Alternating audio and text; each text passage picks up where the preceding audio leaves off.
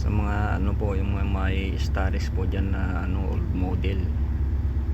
Ito yung ano, kung paano po magpalit ng LED light pag nasira po yung ano na, yung stock na bulb nya, dahil mahal po yan pag bibilhin mo ulit.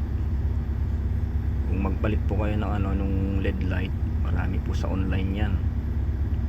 O ganito lang po yung ano, yung pagpalit o pag connect sa ano, wirings po niya. May nag-share lang po sa akin nito, gusto ko rin po i-share sa iba para ano, hindi na kayo magpapagawa sa ano, mga pagawaan. Kayang-kaya na po natin ito. Ganito lang po yan yung ano, yung wirings mo niya, yung ano, yung itim, yun po yung positive niya dito, tapos yung pula yun po yung negative. So yung itim po na yan, ito yan, yung itim, ito po yung wire niya, dito po naka connect sa may gilid o kanang bahagi ng dome light, sa may ano po yan, may kulay puti na wire. Matigas naman po yung wire kaya pwede mo nang isalaksak yan sa may ano, pinakapuno nya. Yan po naka, tapos itong kulay pula naman po yung ano, yung negative nya.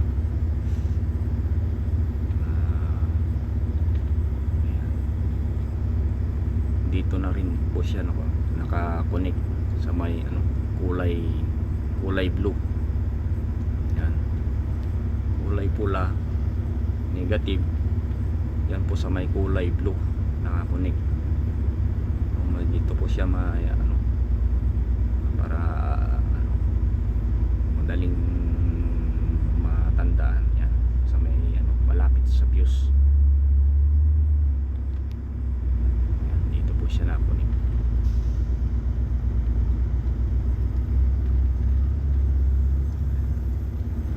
Hindi kasi pwedeng ano, nung sinusubukan ko po dyan sa may ano, sakit ng bulb, hindi pala siya pwede.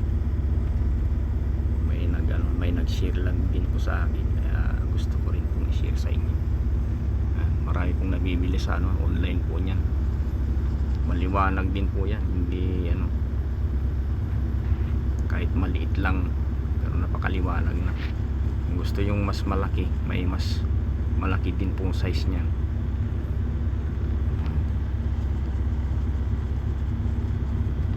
Didikit nga lang po sa gitna. Sana po makatulong din po sa iba na gustong mag DIY. Yan po sa old model po na Staris po ito. Sana po makatulong.